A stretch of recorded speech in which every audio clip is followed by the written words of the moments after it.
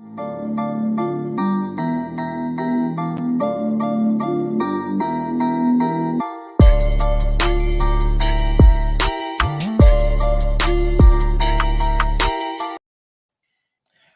and welcome to the 2-Minute Warning. I'm your host, Perry Busby. 2-Minute Warning is brought to you by the Westside Gazette, South Florida's one of South Florida's oldest African-American owned newspapers. And my co-host tonight is the publisher of the Westside Gazette, Mr. Bobby Henry. Bobby, how you doing, my brother? You know, I'm terrific and getting better. And I know we want to get right to tonight's program. But I want to preface this by saying our Black history is dependent upon our mental health. And so all of this month, we're going to be dealing with issues pertaining to our mental health. And it's coming from a post-slavery position.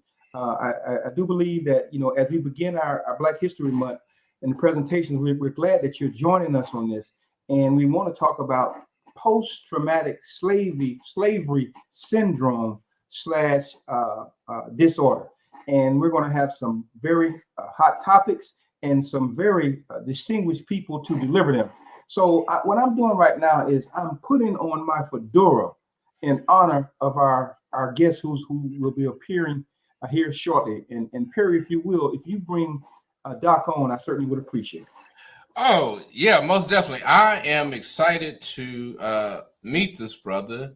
Dr. Christopher Emdin is the Robert A. Naslund Endowed Chair in Curriculum Theory and the Professor of Education at the University of Southern California.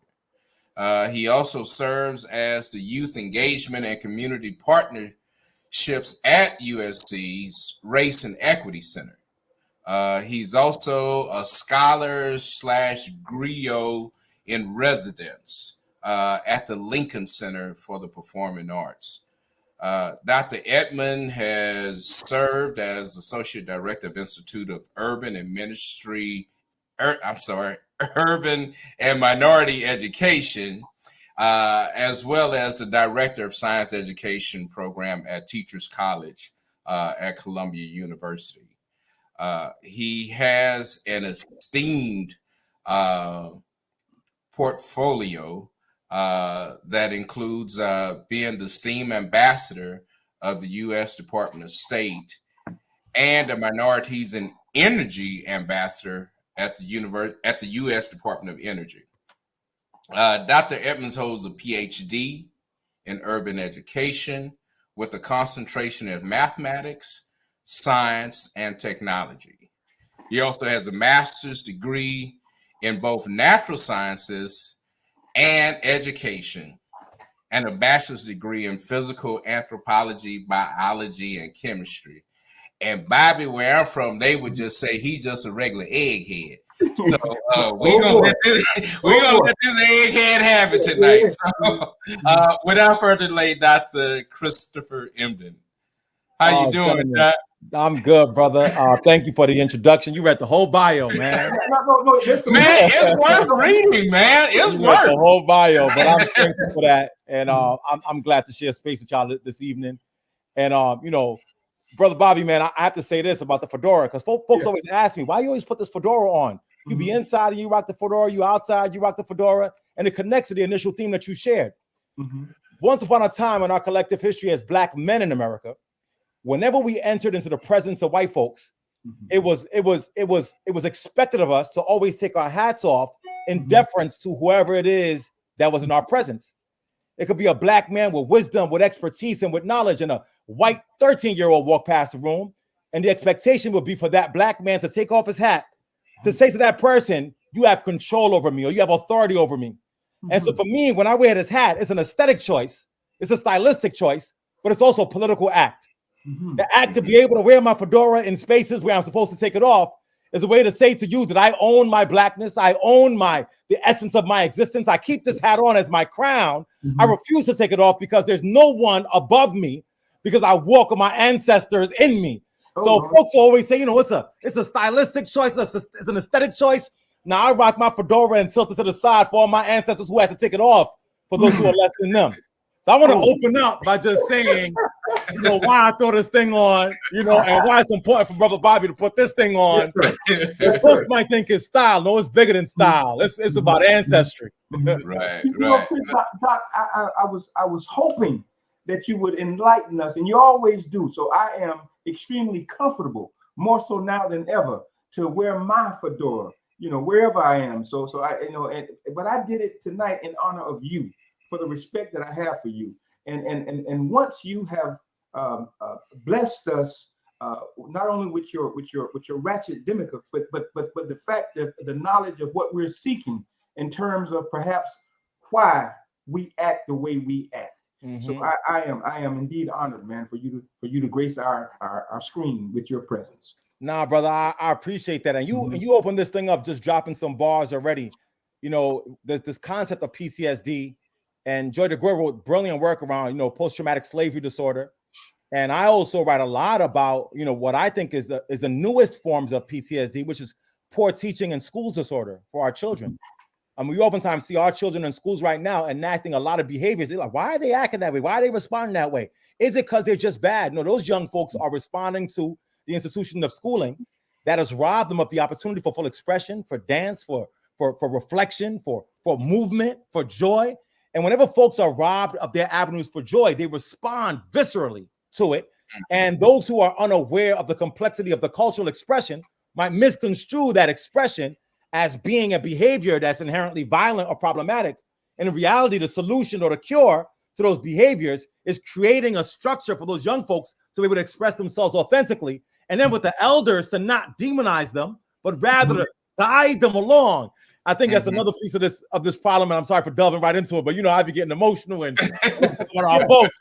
But you know, we also come from a contemporary time where hip hop culture in particular is demonized, but not just demonized by white institutions and white folks, especially those who profit off of hip hop, but it's oftentimes demonized by those of us who are elders in our community. You know, for some young folks, I'm an elder now. I done hit 40, so I'm 40 and some change. You know, so some 19-year-olds, they call me an OG. I still think I'm young, but they call me an OG. And I come from an era in hip hop where, you know, I listen to the Mos Defs and the Talib Kweli's and the Nas's and Poor Righteous Teachers and Dead Prez, you know, representing Florida. And they listen to the Polo G's and they listen to the, you know, the Little Babies. And it's important for me, although I don't necessarily like the forms of cultural expression of these new artists, as an OG, I got to listen to the new artists. I got to understand what they're saying. And then as an elder, I can't demonize it. I got to say, yo, I like that track. I like what he said right there, but I don't like what he said right there. Now listen, youngin, let me talk to you for a minute about why that lyric is problematic. You see, when the elders separate themselves from the culture, when they say hip hop is just youth culture, hip hop is not youth culture. Hip hop is a contemporary iteration of black culture. When we say hip hop is just youth culture, then we render the elders disposable. You make the OGs not part of the conversation. And biologically, there is no species biologically that can sustain itself if you have the youth raising the youth. So when you call hip hop youth culture and youth are guiding youth, then youth will make poor decisions. So we have to, as elders in the culture, those who they say we've aged out. Now we age ourselves back in. So listen with those young folks, connect to the culture again, and then guide them towards making better decisions. And the reason why they enact behaviors that are problematic is because we've erased ourselves from our connection to our youth. And so if you want to heal from post-traumatic slavery disorder or post-traumatic stress disorder, it requires us to recognize that the pathways to our freedom is hidden in the souls of our young people, but it also requires our elders to pull that truth and that wisdom out of them babies. I don't know. Could you just delve a little bit into the ratchet part? Yeah. But also, Ratchetdemic is my mantra. That's the way I live my life. That's the way I operate in the world.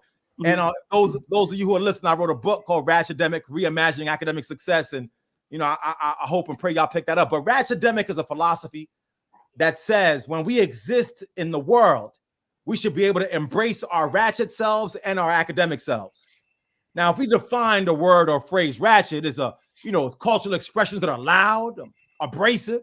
You might wear bright colors. You know, a ratchet person might wear a fedora in a room where they expect you not to. You know, the ratchet folks are a little extra.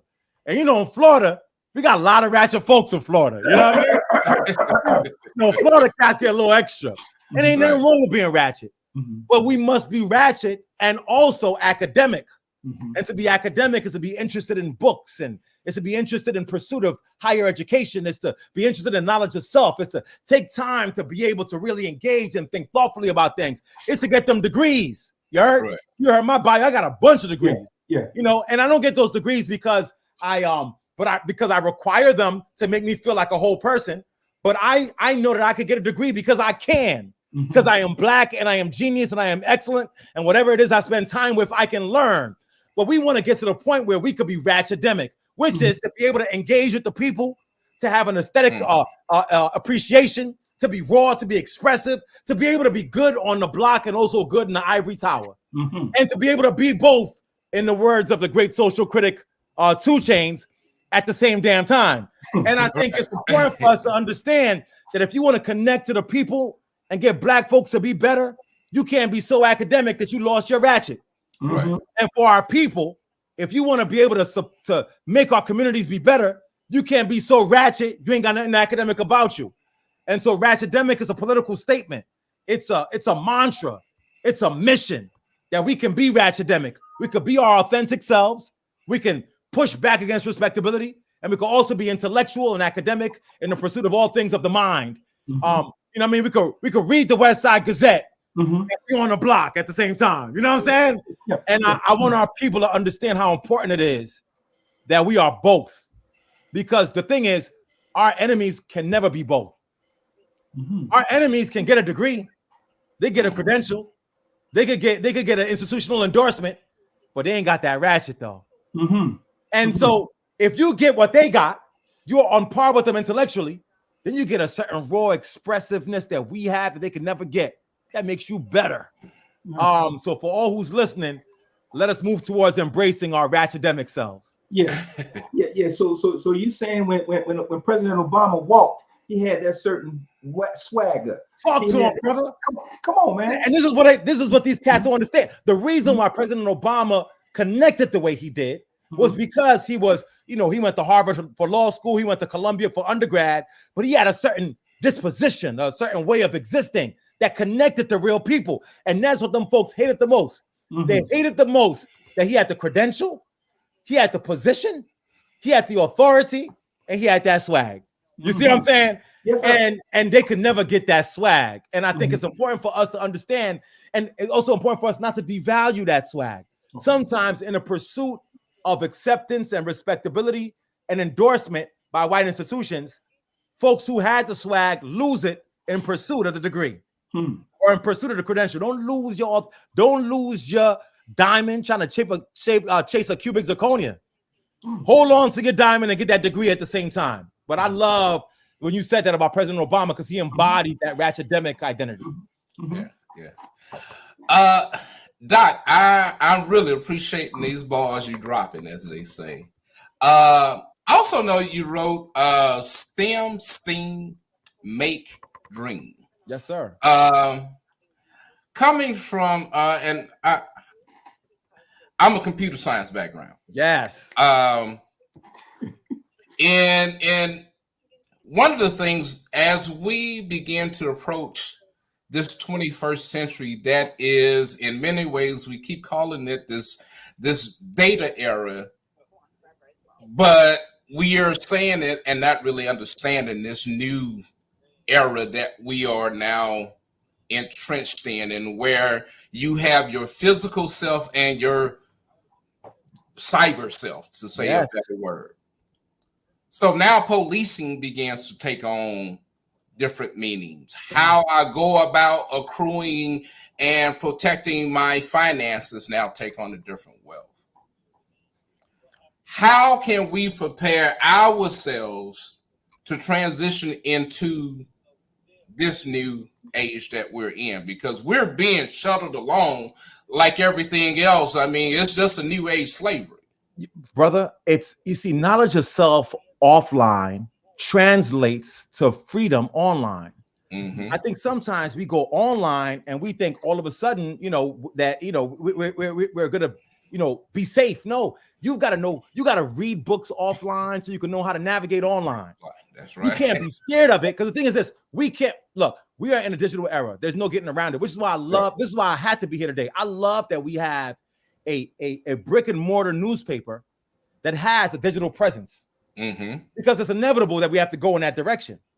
But the brilliant articles that are in the West Side Gazette, the brilliant analysis that are in that newspaper is what allows you to be able to do the same thing online. If you ain't do the work offline, you can't be magical online. So it's understanding how to be able to bridge those divides. That's the first thing. The second thing, we have to understand that we have a digital footprint. And this is the thing our babies don't understand. When you own a huge one. Listen. So you gotta carve out an identity on that space that's not a reflective of your worst self, but rather of your best self. We've got students that we let into universities right now, and we look at their applications and we look at their test scores, and then we Google them. And I want our children to know this. And so you have to be circumspect in your digital presence as well as in your offline presence, because those both combine to carve out your true identity. And then the last thing that's important for us to understand is, don't be scared. You cannot be so fearful of the new frontier that you step out of it, because if you do, they're gonna leave you behind. So you gotta delve into it. You gotta study it. You gotta read it. You gotta understand it. And don't be. And I wrote STEM, STEAM, Make Dream because I'm an anthobiochemist by training. Right. And what I realized in my training in the sciences, the further along I got in the sciences, the less I saw Black folks. Exactly. After there was a couple of them in my undergrad. Then I got to my master's. It was a little bit less. I got to and the thing is this: if you are not part of the conversation, they make you the victim. Right. If you don't have a foot at the look, you're either at the table feasting or you're the dish. In a dish. And you know what I'm saying? Yeah. And so you got to ensure that you are aware of what's going on and you're not scared of it. And I say this all the time to our people: just because some teacher hurt you in the 4th grade and made you start saying, "I'm not a science person, I'm not a math person," that does not mean that's who you're going to be for the rest of your life. Yeah. You make a decision right now. You know what? I'm gonna learn this stuff. I'm gonna spend some time on YouTube studying some videos to understand how this works. Everybody and anybody has the potential for genius if they spend the time with it. You are a genius of whatever it is you spend time at. If y'all on the block hustling, there's some geniuses hustling on the block. Unfortunately, they're hustling their way into jail. Right. You know what I mean? If you play basketball all day long, you're a genius at basketball. The more time you spend with anything, the divine has given us the gift as Black folks that melanin activates your genius, that whatever you spend time with, you're an expert at. So spend time with something else. Right. And do you know that in this IT era, it is as you say that, if you look in sports, we develop internally and organically around football and basketball, all of our sports. It was because we had nowhere to play it. Talk to them. And out of that came businesses, came communities, and everything else. And so when I was thinking about when Jackie Robinson left, so did the economics connected to baseball. Yes.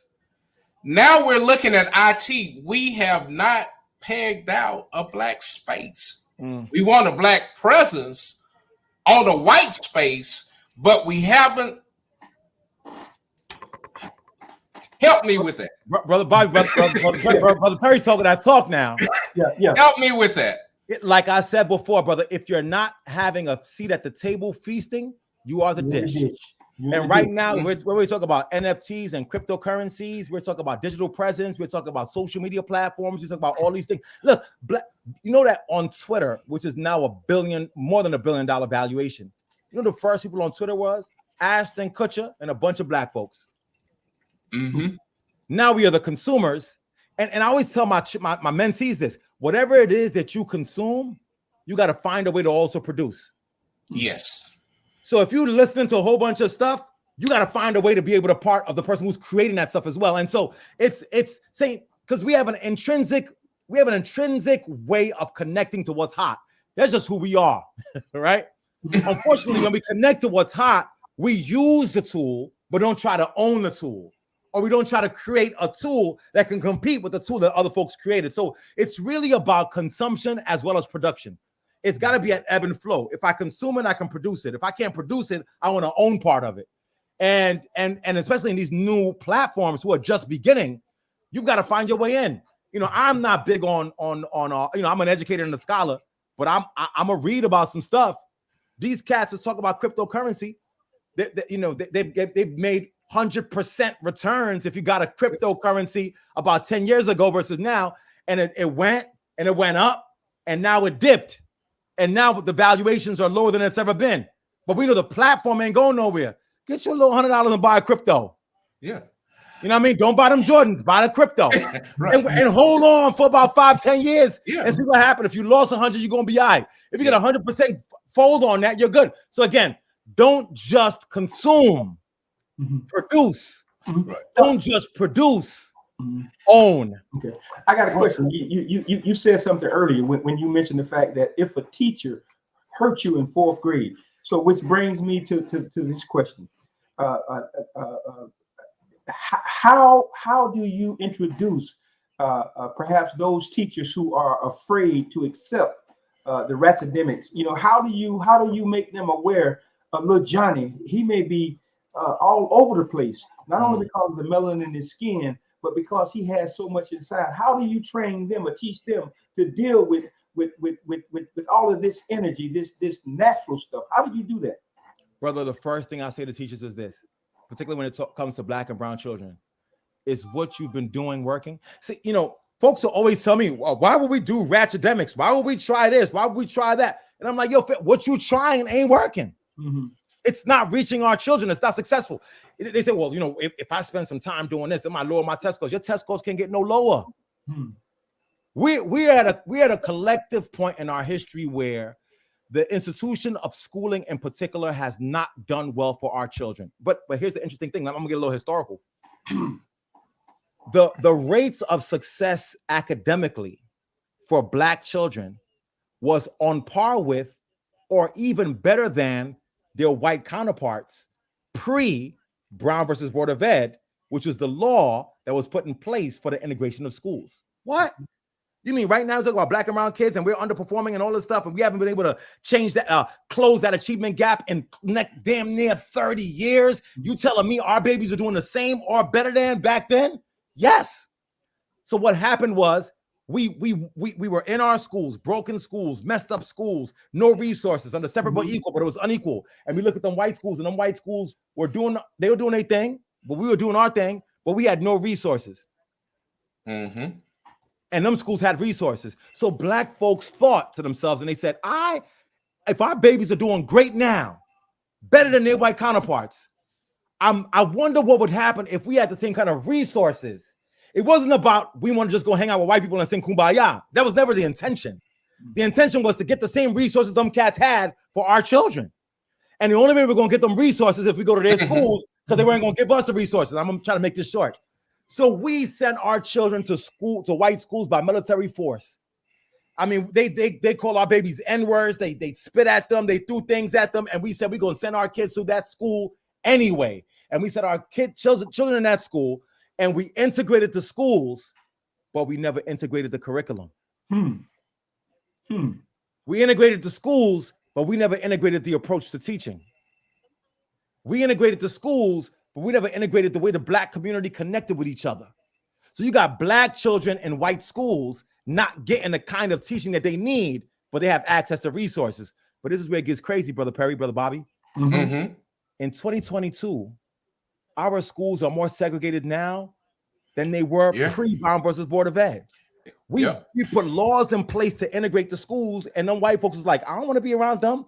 And they created tax lines and tax brackets, and they created all these ways to have the schools resegregated. So today, even though by law schools are supposed to be integrated, you go to a school in the hood, it's all Black. It's all Black and Latino. So the schools are resegregated. But now we got resegregated schools with integration teaching.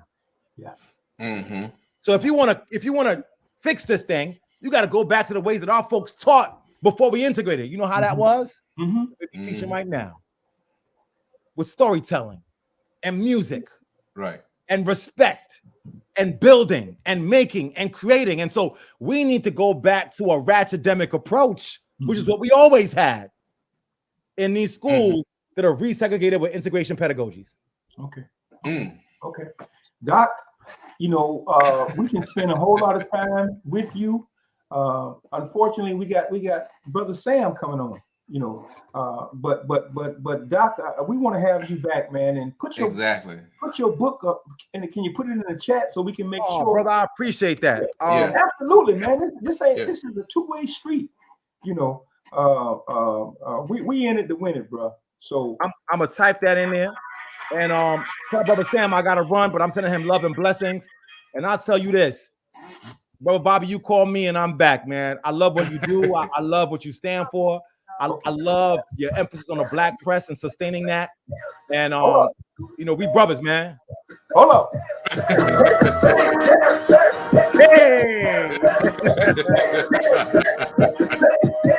talk to him, bro. I love it. I love it. No, I appreciate you both for having me, man. Truly. Appreciate you. thank you. Peace, y'all. Okay. All right, man, that was great. I wish Chris could have stayed on much longer. man. I had a Yeah, lot more, but we're gonna have him back. I got Oh, plenty yeah, of ideas and stuff we need to. definitely. You know, And I meant to tell you, that's Ratchet Demic. Ratchetdemic. Yeah, Mhm. it's a D. The D was left off. Okay. Ratchet Demic. Yeah. Yeah. So anyway, But and Perry, this conversation is so needed. I mean, the entire scope of what has forced our thinking, you know, and to have people who can do it from both sides. You know, one side of stuff has gotten us messed up, man. Yeah. And you know, it takes moments like this because even the best of us who try to stay on top of this, we have fragments of information. And so it takes moments where we have people who can connect those dots, if you will, and illuminate some of this in such a way that we've never even, you know, considered. I mean, you know, just Dr. Emden talking about the fedora hat. I saw yesterday also that, you know, they were talking about black inventions, and they talked about macaroni and cheese. Mm-hmm. And it set off quite a little storm online because a lot of people didn't know that mac and cheese was perfected by a black chef. Absolutely. See, we get caught up between what's that stuff that real yellow Kraft in the box. I'm not discounting Kraft now. Right. But ain't nothing like some real mac and cheese. Right. You know? Yeah. That's endemic. You know. Okay. Well, man, let's get on. Our next guest is here. Sam is there? Yes. Okay. I'm gonna let you introduce him. Let's get okay. You know, Sam is another brother. You know, I mean, the whole Afrocentric, the whole being of who we are as a person, as a black people, as a people of color.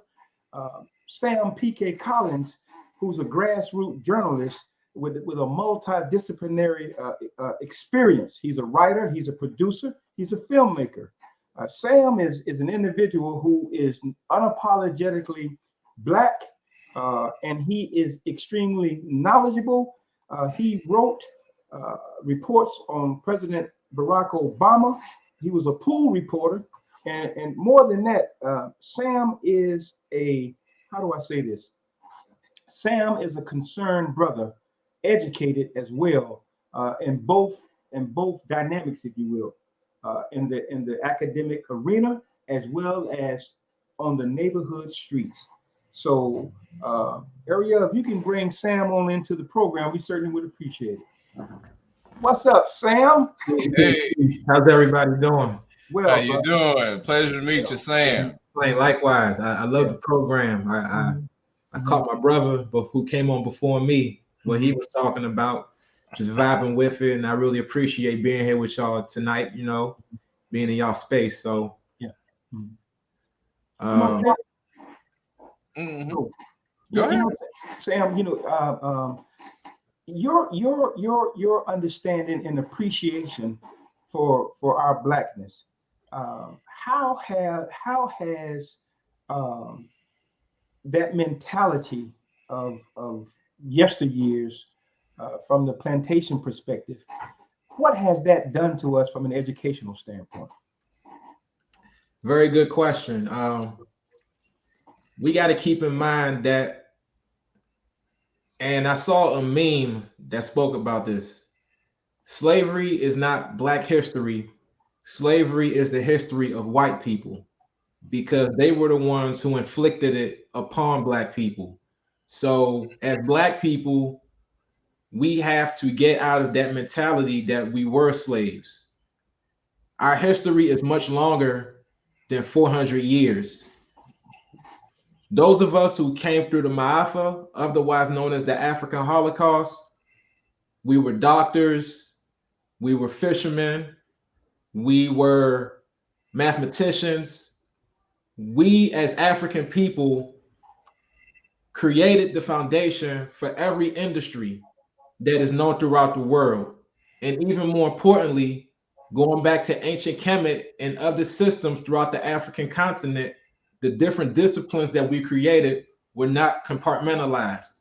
Mhm. So when you take a people from their homeland, right, and you bring them into a place and you make them think that they're less of, and you cut down their history to 1619 and after that, and you make them think, and they're caught up in a mindset when they're coming out of a plantation, they will always consider themselves less than, and they will always look at themselves in the context of that experience that had nothing to do with them, but had more to do with the people who trafficked them out of jealousy and out of a hunger for power. Because it's always about power, and the way that you hold people in power is controlling their minds and making them think less of themselves and giving them low expectations of themselves. And by making African people, it's not even making African people, because right now we are more self-determined than ever before, but it is upon us to think of ourselves as Africans and to get out of this mindset that the plantation was our original home. Because even on the plantation, we retained segments of our African culture and we brought it to the Americas. When you're talking about George Washington Carver, for example, manipulating the peanut. When you're talking about any type of African in the Americas, what they did during the antebellum periods and beyond come from Africa. So all of this talk about the first Black person to do this, the first Black person to do that, it makes no sense to me, because Africans have been doing that long before 1619. And we got to stop thinking of ourselves within the context of the American Empire.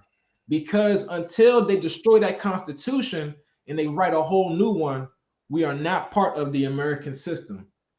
Anytime they have to write an amendment to give you certain rights, anytime they have to write laws that have to be renewed every decade or so, you are not part of the American system.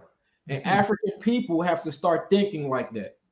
So, in speaking all of this, what I'm saying is that the plantation mindset is a limitation that we are holding on at a time of mass information, when you can easily go on the internet, you can go on YouTube. Those of us in America, we have access to books. We have AfricanAncestry.com, where if you don't know exactly where you came from, you can get some semblance of where on the continent you were taken from. We have all of this information at our disposal, yet we have a so-called plantation mentality where we are not thinking beyond what happened to us in 1619. And that is to our detriment. Okay. Yeah. Sam, also you documented your road to Pan-African self-determination. Tell us a little bit about that. Definitely. And for the sake of transparency, I'm of Liberian descent. So my folks immigrated to the United States from Liberia in the 1980s. Liberia and the United States, they share a history where African Americans here who were so-called freed, they were taken back to the continent out of a fear that them being here would encourage enslaved Africans to go for their freedom. So it was a plot by the US government to repatriate Africans back to Liberia, or to what would later become Liberia. So my understanding of Pan-Africanism, even though I didn't call it that, started at a very young age when I had to explain to people, how is it that I have continental parents, but my last name is Collins? And having that consciousness helped me understand that what we're going through as a people is global. It's not just confined to the United States. So when you have enslavement here, you have colonialism on the continent, whether it's by the hands of Black people who have white support or it's at the hands of white people. My road to Pan-Africanism came out of a frustration that I felt deep in my heart, being limited in my abilities to report about Black people and to give the lowdown about what was happening to Black people and the potential that Black people had. Going to a PWI and later navigating so-called mainstream media circles, I struggled within myself to talk about the Black experience, because oftentimes editors who were white or editors who were Black with a white mindset had no interest in that. It wasn't until I went into the Black press and I later found Pan-Africanism, and I later got in touch with, you know, the readings or the speeches or the writings of Marcus Garvey and other Pan-Africanists, that I got to understand what my role was as a reporter and an educator. And that took place over the span of 10 years. Wow. Yes, Sam. And looking at that, Sam, as we look forward and the role of the Black press, and we kind of touched on this with Dr. Emden, the Black press, in my view, is the one source where we know, or where we perceive we can get unfiltered news directed and focused at ourselves. How can we begin to do that when so much of the Black press was founded in a community that was Black, and now our communities seem somewhat disparate? So connecting with a disparate mentality, with a disparate community, as well as, even though we know the internet, we can get access to it, we also know that in this American system, if they don't want you to have access to that information, you'll never see it unless you really go looking. And our people don't have, as a people, we haven't discovered that intimate understanding of the internet, because we believe if we ask for it, it's going to give us what we ask for. And it does, but it doesn't give us what we need. So how can the Black press, or what can we begin to do to look at the Black press to know that when people are looking for that information, that they're going to get it from an unfiltered source that's focused on them? You know, you make very good points, Perry. What I will say is that our ability to navigate the internet, you know, especially among millennials and Generation Zers, you know, people who are younger than me, it's second to none. You know, we want the information, we're going to find it. It's just a matter of whether the information is credible or not. And a lot of us, you know, we are lacking media literacy more and more every day. But that comes out of a distrust with media, so-called mainstream media, because over the years, media has gotten more polarizing, and people, instead of reporting facts, have, you know, reported more along party lines or within the interest of their corporate sponsors.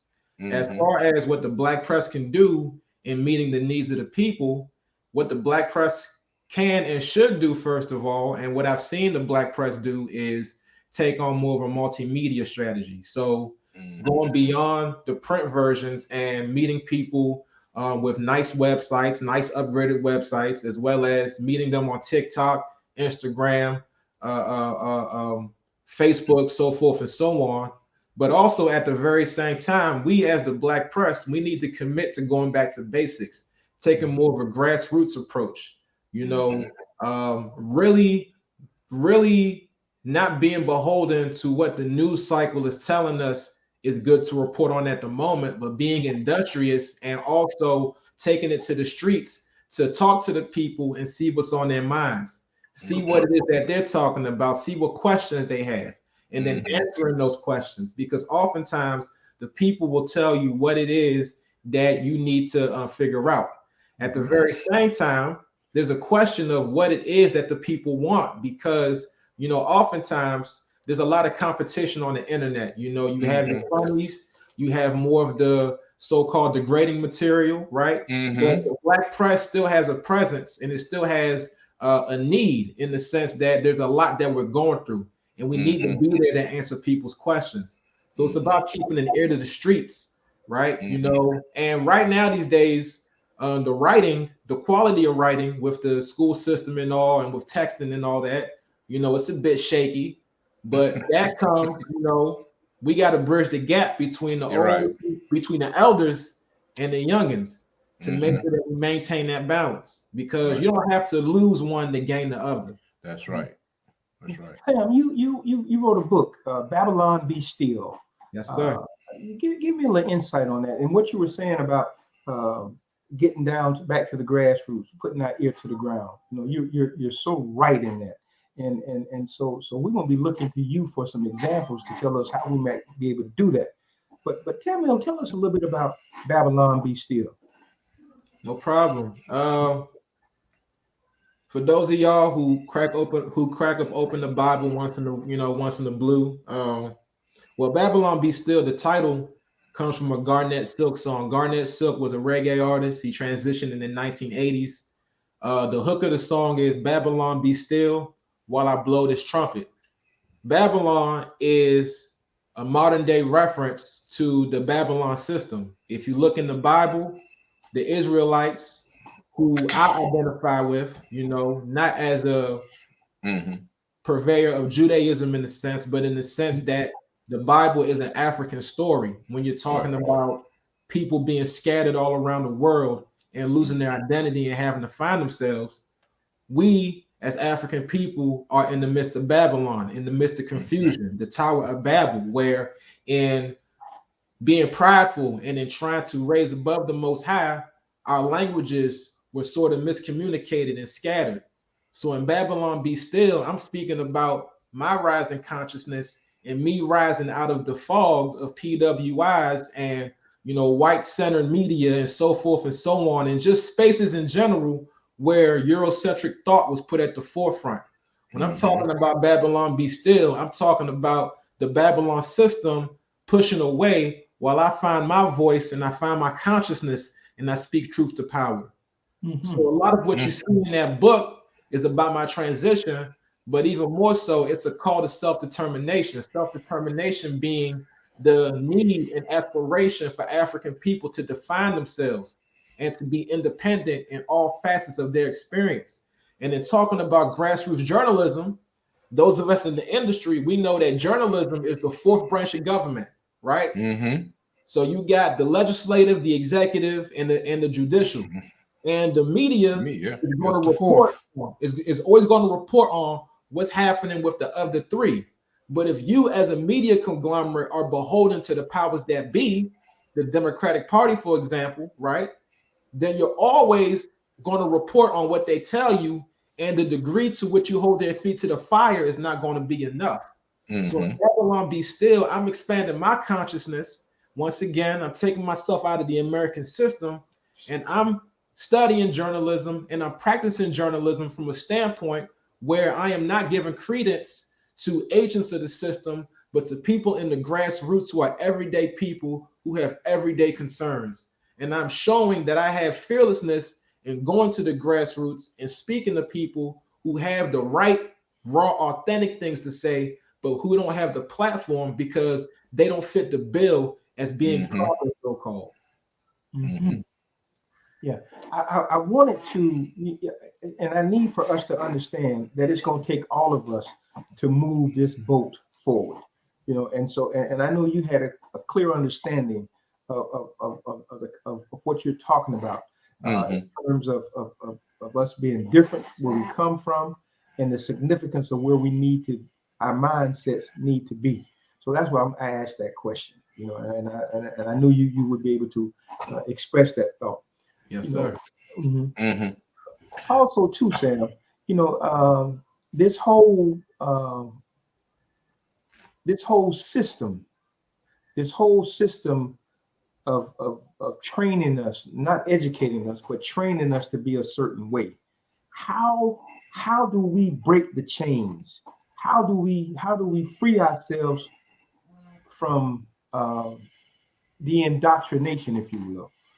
How do you see us doing that?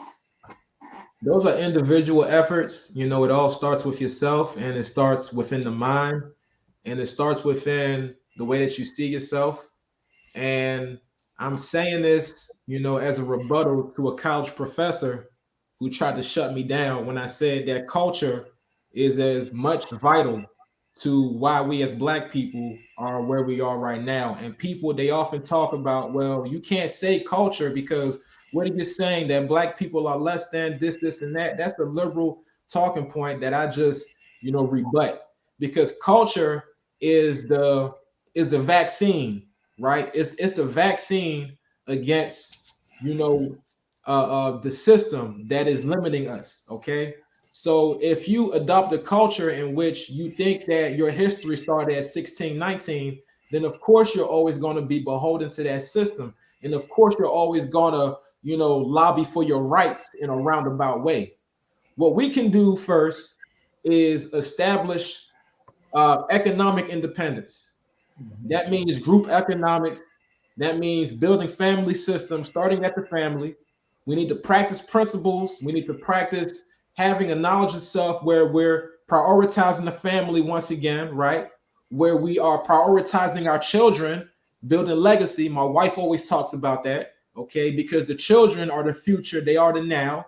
How are we building up the children to make sure that they know that they're African, to know that they have a destiny on this earth that does not end in suffering, to know that they are more than what they put out there? In building institutions, we need to build these institutions that revolve around the children and revolve around families. So schools, banks, okay? Schools and banks. And once you build those institutions and you build an economic foundation, then can we come together as an independent party or independent political infrastructure or whatever. But what we're talking about, or what I'm talking about, is called nation building. Because Martin Delany in the 19th century, Martin Delany being the Black nationalist before Marcus Garvey, he told us that we are a nation within a nation. So we got to act accordingly in building our own institutions and depending on one another financially, culturally. It's that simple. Yeah. And Sam,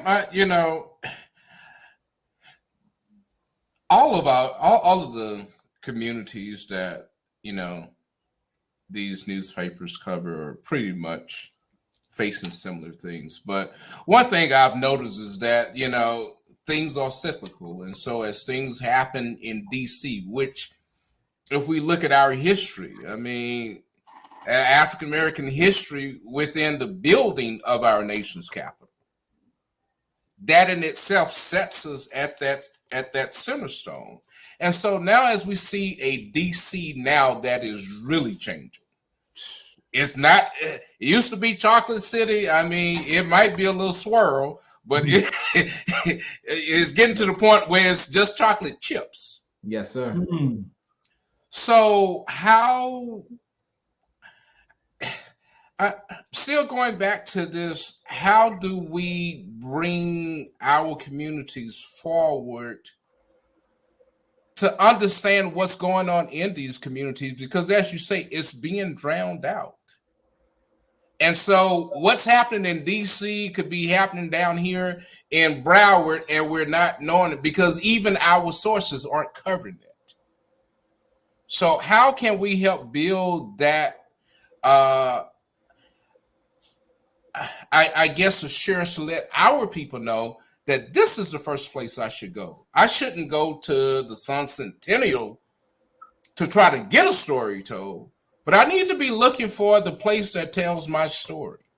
And so how do we help bridge that even starting at the grassroots level? I mean, because our kids are doing things. I just don't think, in some ways they've relied more on the blogosphere because that's their realm. So now we as elders, It's a very good question. how do we bring in that domain that is so foreign for a lot of us? You got to go where they are. You got to meet them where they are. You got to listen Yeah. more than you talk. And I'm speaking as somebody who educates children daily.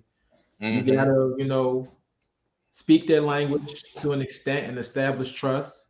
Young people, they don't really care how much you know. They want to know that you care. And an educator told me that a very long time ago. It's the same thing with grassroots journalism. To a certain degree, I'm not afraid to go anywhere. I'm not going to say anywhere because you got to have prudence. But, oftentimes the people who I deal with in my journalism are directly from the community. So in creating those relationships, I often do my best to establish trust. I talk to them on the phone. I'm very transparent about what it is that I'm doing, why it is that I'm doing it. And, when I do meet them, we talk. And, even to a certain degree, I'm going to show them what I wrote about them. Not the whole article, because that's just unethical. But I will show them that portion of the article. Listen, did I represent you correctly in this story? Did I use the correct words to describe what you were going through? And oftentimes people appreciate that when you're transparent, when you're raw, and when you are authentic. The media industry, right? And this speaks to your point about young people going to the blogosphere. The media industry, as we know it, and as we knew it in the 1990s and so forth and so on, you had to be prim and proper. You had to have that Midwest accent. You had to be cleanly shaved, right? You had to look the part once again to make it in the markets. As a matter of fact, you can't even make it in the markets in DC without going somewhere to a rural county or so, then coming back to DC to make it on TV. Then along the way, right, they're not even going to have a camera person out there for you to record while you're on television. You got to do it by yourself. The journalism industry, the gatekeepers, right? The gatekeepers, they gatekeep the media voices as much as they gatekeep the information. The reason why people are taking the social media and the blogosphere at a much quicker rate than they are with the traditional newspapers. So we got to meet them there once again, and we got to train up the voices, right? We got to train up the voices that are real and authentic. Now, here's a question that I've been pondering because I'm an old school guy to an extent, and I'm also a believer that we got to keep certain traditions alive with the journalism. Mm-hmm. So like that inverted pyramid, I need y'all to make sure as young writers that you know how to form a lead, that your story is well researched, that you got your sources in check.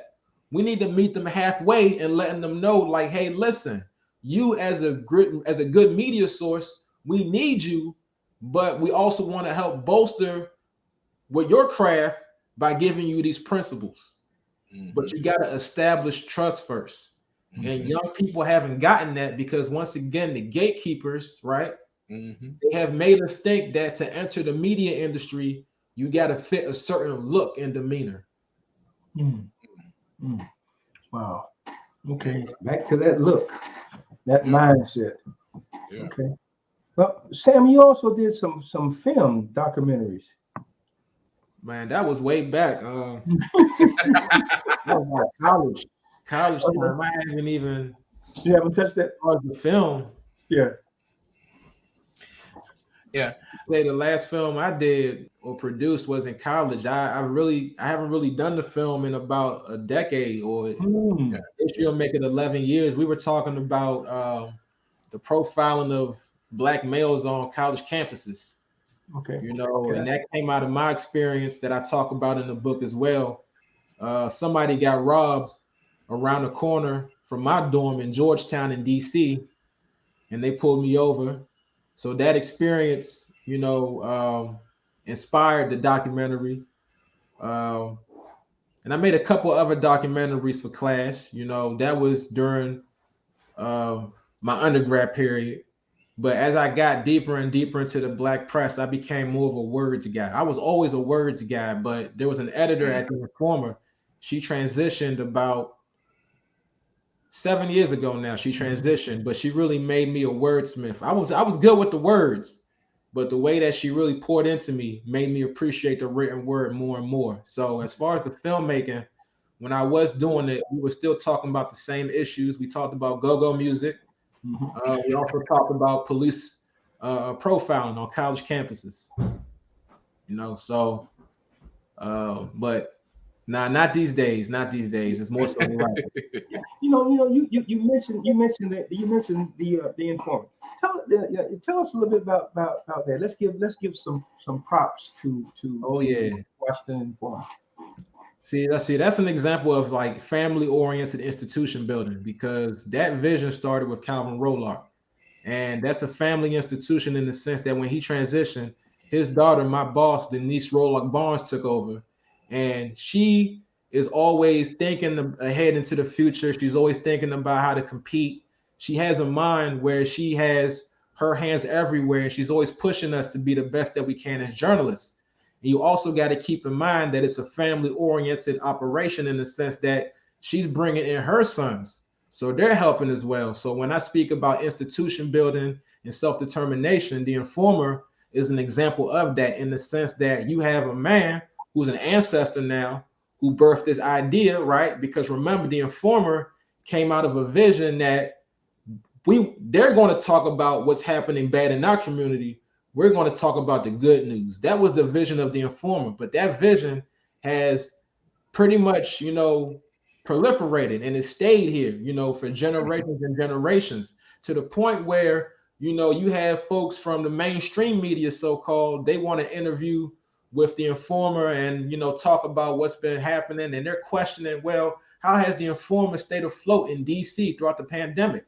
They want to know our secret sauce, But the Informer, I big up the Informer because, as I said in the book, the Informer was where I gained a lot of my contacts in the Black community in DC. The Informer, as a reporter, whenever you walk to meetings or you go to events and you say you're from the Informer, the first person they would mention is Denise. Oh, Denise's paper. Say hi to Denise for me. And then they would allow you to interview them. Over the last 10 years, as I got more and more into the community, my rapport with people increased. And I got to learn more about DC history, Black history in general. And I gained insight into exactly why it is we are in the situation that we are right now. And that pretty much laid the foundation for my metamorphosis. Okay.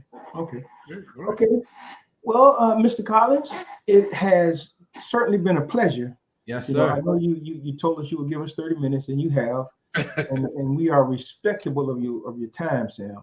And our pages, are still open to you.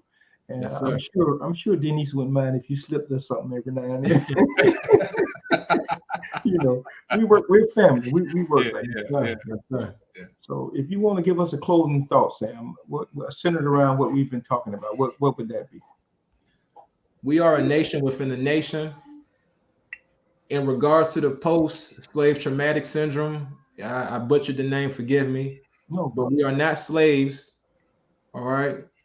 And what happened was a crime against humanity. We got to start thinking like that, but it is not our history. It is their history. So we got to reclaim what we lost, and we can do that as long as we think of ourselves in a global Pan-African consciousness. And that involves building institutions around families, adopting customs and traditions where we build intergenerational trust, and we establish an economic foothold in our communities to build institutions and gain political power. And while doing that, we got to build relationships within the African diaspora. We cannot adopt ethnocentric thinking. I'll say it once again. We cannot adopt ethnocentric thinking that has pitted us against other people across the world. And I say this in closing. There's a movement that's been brewing.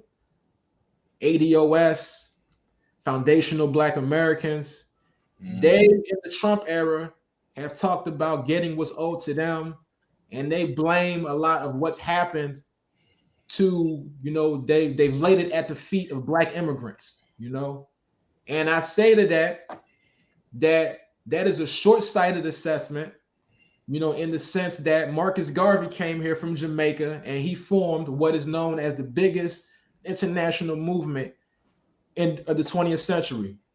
Malcolm X has ancestry from Grenada. Okay, Shirley Chisholm, people immigrated from the islands, I believe. Colin Powell, God rest his soul, even though he had policies in his life and he did things that I don't agree with, he had parents from Jamaica. Okay, we are a traveling people. We don't sit still. So for you to confine yourself to the United States is asinine. Marcus Garvey said he would never trade the island of Jamaica for the African continent. So why should you, as an African person born in America? So to wrap this up, we got to build institutions. We got to be family-centered. We got to build an African consciousness. And while doing so, we got to build with people all across the world, and particularly the African continent, Africa for the Africans, those at home, as well as those abroad. Okay. Thank you. Thank you very much, Sam. Yes, sir. Thank y'all. I appreciate the time. So we appreciate you. God bless you. And we'll be extending another invitation. Most definitely. Okay. I appreciate that. I'm looking forward.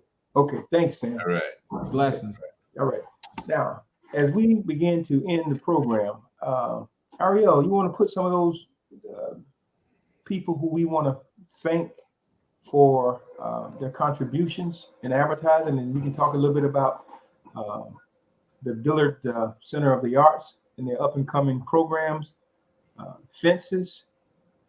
Oh, there we go. Yeah. So to our listening audience, if you would support this cause, it would be greatly appreciated.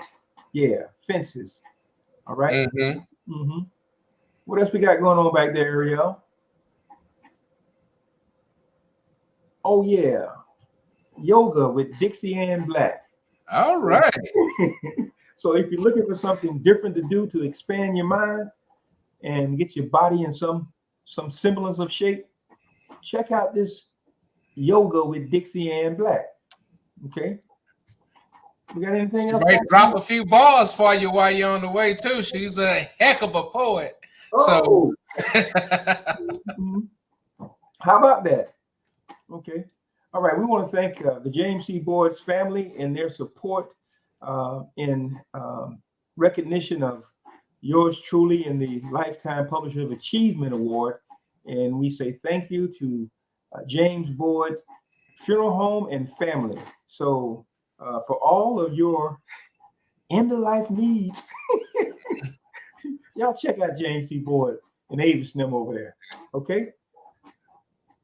Okay, and then to Mr.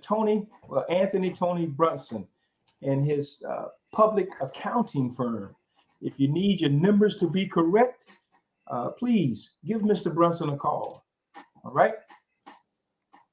What else we got going on? Okay. man, that felt like church. Shoot, we had a funeral home in the announcement. Shoot, I'm straight on school. That took me back. Shoot, it ain't an announcement unless you talk about the funeral home. So we in there. We in there. Okay. Look, as we wind this program down, Perry, you want to close out with something? And then I'll do a little bit. Well, just want to close out with one, thanking our guests, Dr. Christopher Emden and Sam. Can't remember Sam's last name. Forgive me, Sam. Sam Collins. But most of all, I want to thank our listeners for taking the time out this Thursday to join us. I hope you really got something out of this. I know I did. I have to be honest. Bobby put this show together, and Come on, man, don't do that. thank you, Bobby. You put together a heck of a show with great guests, and that's what I just want our audience to know, is that we are committed to bringing you quality guests to give us some information we can use. We're gonna take your time, but we're not gonna waste your time. Right. Right. Very good. You know, and as we prepare ourselves to journey on this ship, you know,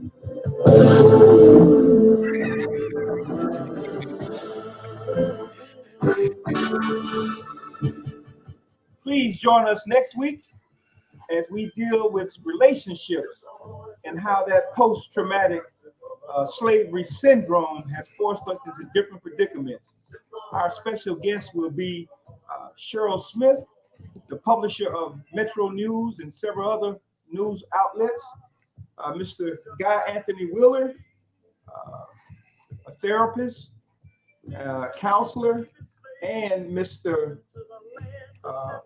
Ron Christopher Osborne Williams will join us next week as we talk about relationships.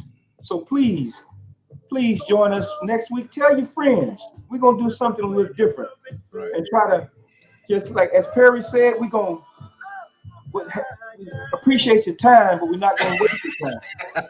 So join us next week as we continue the conversation of post-traumatic slavery syndrome / disorder and how it is affecting us. And remember, our mental health determines our Black history.